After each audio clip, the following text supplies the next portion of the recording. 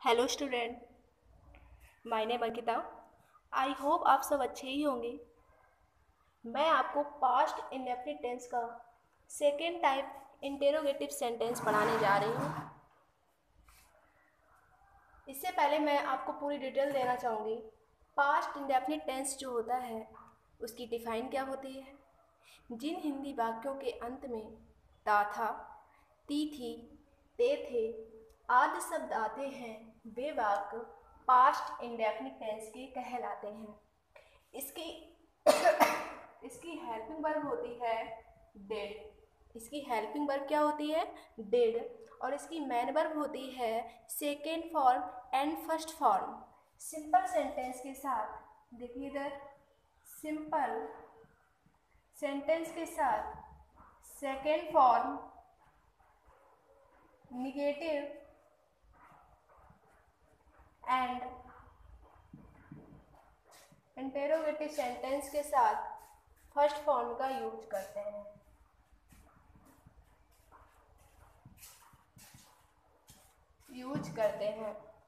Okay.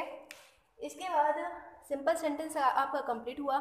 जैसे कि मान लो सिंपल सेंटेंस जो हुआ, इस जैसे मैंने लिख दिया वह पत्र लिखता था। सिंपल सेंटेंस है वह पत्र लिखता था। वह पत्र लिखता था। आप ये बताइए, वह पत्र लिखता था लड़का लिखता है या लड़की लिखती है? लड़का लिखता है, तो वह है तो क्या लगाएंगे? ही लगाएंगे। आपको मैंने अभी बताया कि सिंपल, मैं अभी आपको इंटेरोगेटिव सेंटेंस नहीं बता रही, उससे पहले मैंने फर्स्ट टाइप इंटेरोगेटिव आपको कंप्लीट करा दिया है। मैं आज ये ख़त्म होने वाला है, एंड होने वाला है आपका पास्ट इंडेफिनिट टेंस, तो मैंने सोचा इसका रिवीजन करवा दूँ एक बार। तो सिंपल सेंटेंस जो होता है उसका ये जो रूल्स है, हम इसका वाक्य कंप्लीट करेंगे अभी। तो वह पत्र लिखता है तो लड़का लिखता है, तो आपका ये हुआ सब्जेक्ट। क्या हुआ? सब्जेक्ट, जिसको हम कर्ता कहते हैं, तो हुआ ही। मैंने फिर इसके बाद रूल सुनिएगा, सिंपल सेंटेंस में सेकेंड फॉर्म का प्रयोग करते हैं। यही देखो लिखा है, सिंपल सेंटेंस में सेकेंड फॉर्म का प्रयोग करते हैं। सिंपल सेंटेंस में डिड का यूज नहीं होता है, यानी हेल्पिंग वर्ब का यूज नहीं करते हैं। तो देखिए, जब डिड का यूज नहीं होगा तो मैन वर्ब की सेकेंड फॉर्म तो लिखना हो गई हमारी वर्ब, जिसको हम कहते हैं क्रिया। क्या कहते हैं? क्रिया कहते हैं। तो वह पत्र लिखता है, लिखना हो गई वर्ब, तो क्या हो गया? राइट। और राइट मीन्स क्या होता है? लिखना होता है। तो राइट रोट, सेकेंड फॉर्म चाहिए तो क्या हो जाएगी? रोट।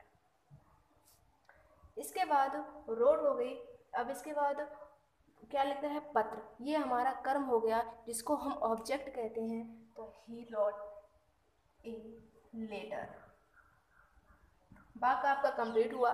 अगर मान लो निगेटिव सेंटेंस की बात करें, मैंने कह दिया वह पत्र नहीं लिखता था। वह पत्र नहीं लिखता था। इसका वाक्य है वह पत्र नहीं लिखता था, तो क्या बन जाता? ही बन जाता। और मैंने बताया है कि निगेटिव एंड इंटेरोगेटिव सेंटेंस में फर्स्ट फॉर्म का यूज होता है और हेल्पिंग वर्ब का यूज भी करते हैं। ठीक है, तो ही हो गया। और इसके बाद क्या लग जाएगा? डिड हो जाएगा। नहीं के लिए नॉट लिखते हैं। और वर्ब हमारी क्रिया जो है वो हो गई राइट, क्योंकि यहाँ पे हमें फर्स्ट फॉर्म का यूज करना है। तो क्या हो जाएगी? Write a letter. ठीक है। अगर मान लो इंटेरोगेटिव सेंटेंस होता तो यहाँ पे होता क्या वह पत्र नहीं लिखता था, या होता क्या वह पत्र लिखता था। ठीक है, तो क्या होता? यदि वाक्य के शुरू में क्या शब्द आ जाए तो हम उस क्या शब्द की अंग्रेजी नहीं लिखते हैं, बल्कि कर्ता देकर हेल्पिंग वर्ब का यूज करते हैं। जैसे मान लो इसका जो इंटेरोगेटिव सेंटेंस है, फर्स्ट टाइप इंटेरोगेटिव सेंटेंस, और आपकी ये हेडिंग पड़ी हुई है सेकेंड टाइप इंटेरोगेटिव सेंटेंस। इसको मैं समझाऊंगी। इससे पहले मैंने फर्स्ट टाइप इंटेरोगेटिव सेंटेंस का वीडियो बनाया है, जो आपके हमने ग्रुप में डाल भी दिया है। तो जो फर्स्ट टाइप इंटेरोगेटिव है उसका एक सेंटेंस समझिएगा। जैसे मैंने यही वाक्य में इसको मैं इंटेरोगेटिव में चेंज करूँगी। जैसे मैंने लिख दिया क्या वह पत्र लिखता था। क्या वह पत्र लिखता था? आप मुझे ये बताइए, मैंने अभी बताया यदि वाक्य के शुरू में क्या शब्द आ जाए तो हम उस क्या शब्द की अंग्रेजी नहीं लिखते हैं। क्या नहीं करते हैं? नहीं लिखते हैं, बल्कि सब्जेक्ट को देखकर हेल्पिंग वर्ब का यूज करते हैं। आपने देखा मेरा जो वह है ये सिंगुलर हुआ तो हम क्या लगा देंगे? डिड लगा देंगे।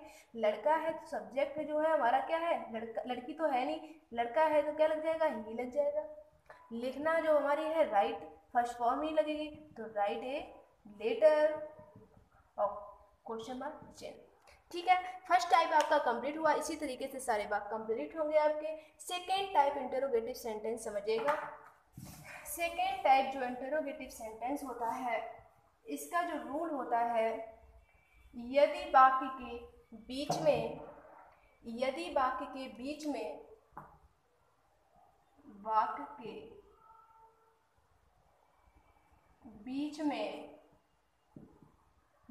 बीच में क्या, क्यों, कब, कौन, कैसे, कहाँ, कितना, कितनी, कितने आदि शब्द आ जाएं तो हम उन शब्दों की अंग्रेजी सबसे पहले लिखते हैं। फिर कर्ता देखकर यानी सब्जेक्ट, कर्ता देखकर हेल्पिंग वर्ब का यूज करते हैं। सुन लिया? दोबारा सुनिएगा। यदि वाक्य के बीच में क्या, क्यों, कब, कौन, कैसे, कहाँ, कितना, कितनी, कितने आदि शब्द आ जाएं तो हम उन शब्दों की अंग्रेजी सबसे पहले लिखते हैं। यानी जैसे मैंने वाक्य बोल दिया कि वह गीत क्यों गाता था, देखो क्यों आया। वह खाना कब खाता था, कब आया? प्रश्नवाचक शब्द है ये आपके। वह कैसे रहता था, कैसे आया। वह कितने रुपए देता था, कितने आया। मतलब ये जो आपके वर्ड हैं ये सेकेंड टाइप इंटरोगेटिव सेंटेंस के हैं। कौन कौन से हैं? जैसे कि क्या है, क्यों है, कब है, कौन है, कैसे है आदि। ठीक है, क्या, क्यों, कब, कौन, कैसे, कहाँ, कितना, कितनी, कितने आदि शब्द जो आ जाए। अब वाक्य के बीच में अगर इनमें से आपको क्या दिख जाए तो वर्ड इंग्लिश सबसे पहले लिखेंगे, क्यों दिख जाए, कब दिख जाए, कौन। अरे आप ये मत समझना कि ये एक साथ में ही सारे वर्ड आपको मिल जाएंगे, नहीं। एक वर्ड मिलेगा। अगर क्यों मिलता है तो क्यों की इंग्लिश लिखनी है, क्या मिलता है तो क्या की लिखनी है, कब की लिखना है तो कब की। जैसे क्या आ जाए तो क्या के लिए हम क्या लिखते हैं? वाई। क्यों आता तो क्या लगाएंगे? वाई। कब आता तो क्या लगता? व्हेन। कौन आता तो क्या लगता? हु। कैसे आता तो क्या लगता? हाउ। ऐसे अदर बहुत से वर्ड हैं जो आपके अगर ये आए तो इनकी अंग्रेजी वर्ड इंग्लिश जो है हम सबसे पहले लिखेंगे। इसके बाद रूल आपको मैंने समझा दिया है। अब इसके बाद इसमें अगर इम्पोर्टेंट पॉइंट माने तो ये आने कि अगर कोई वर्ड शब्द दिख जाए, प्रश्न इंटरोगेटिव वर्ड दिख जाए तो हम उसकी अंग्रेजी सबसे पहले लिखने के बाद कर्ता देखेंगे, कर्ता देखकर सबसे पहले फिर हेल्पिंग वर्ब का यूज करेंगे। पहले वर्ड इंग्लिश, फिर हेल्पिंग वर्ब का यूज, उसके बाद सब्जेक्ट का यूज करेंगे। अब आप आइए फॉर्मूला देखिए।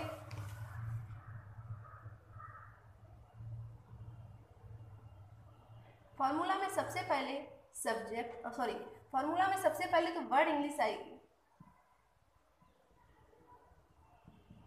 वर्ड इंग्लिश के बाद डिड, ये प्लस लगा हुआ है, डिड के बाद सब्जेक्ट, सब्जेक्ट के बाद मैन वर्ब की फर्स्ट फॉर्म, इसके बाद ऑब्जेक्ट, इसके बाद ईटीसी, इसके बाद क्वेश्चन मार्क चिन्ह। ओके, सबसे पहले वर्ड इंग्लिश आएगी, इसके बाद हेल्पिंग वर्ब आएगी, इसके बाद सब्जेक्ट आएगा जिसको हम कर्ता कहते हैं, इसके बाद मैन वर्ब की फर्स्ट फॉर्म आएगी, इसके बाद ऑब्जेक्ट आएगा, इसके बाद ईटीसी प्रश्नवाचक चिन्ह आएगा।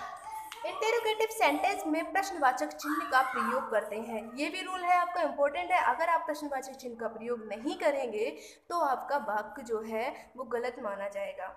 ओके, इसके बाद जैसे मैंने एक एग्जाम्पल दिया, एग्जाम्पल देखिएगा। सारिका ने सत्य क्यों नहीं बोला? सारिका ने, एग्जाम्पल, सारिका ने सत्य क्यों नहीं बोला? क्वेश्चन मार्क चिन्ह। सारिका ने सत्य क्यों नहीं बोला? इसके बाद सबसे पहले आप इसमें ये देखिए वर्ड इंग्लिश कहाँ है आपकी, देखिएगा। सारिका ने सत्य क्यों नहीं बोला, तो इसमें जो है वर्ड इंग्लिश जो है आपकी दी गई है। तो मैंने बताया भी है कि जब क्यों आएगा तो हम क्या लगाएंगे, वही लगाएंगे। तो जो क्यों है फॉर्मूले में भी लिखा हुआ है। अगर वर्ड इंग्लिश वर्ड शब्द दे रहा है, जो शब्द दे रहा है इंटेरोगेटिव जो है उसकी हम अंग्रेजी क्या लगाएंगे, वर्ड इंग्लिश लिखेंगे। तो क्यों जो है उसकी वर्ड इंग्लिश क्या होगी, वाई। इसके बाद डिड का यूज होगा तो डिड भी लिखते जाइए। इसके बाद सब्जेक्ट का आया तो सब्जेक्ट क्या है आपका, सारिका। क्या आया, सारिका। सारिका के बाद आप मैन वर्ब की फर्स्ट फॉर्म क्रिया क्या हो गई, बोलना। बोलना को इंग्लिश में क्या कहते हैं, स्पीक। लेकिन मैन वर्ब की कौन सी फॉर्म लगेगी, फर्स्ट फॉर्म लगेगी। तो क्या हो जाएगा, स्पीक मैन वर्ब भी होगी। इसके बाद कर्म क्या है आपका, ऑब्जेक्ट क्या है, तो सत्य, स्पीक द ट्रुथ। इसके बाद वाक्य कंप्लीट हुआ। ईटीसी में कुछ भी नहीं रहा है, तो इसके बाद ईटीसी पूरा कंप्लीट है। और इसमें क्या लगा देंगे, क्वेश्चन मार्क चिन्ह का यूज करेंगे। ओके। इसके बाद पास्ट इंडेफिनिट टेंस आपका पूरा कंप्लीट हुआ।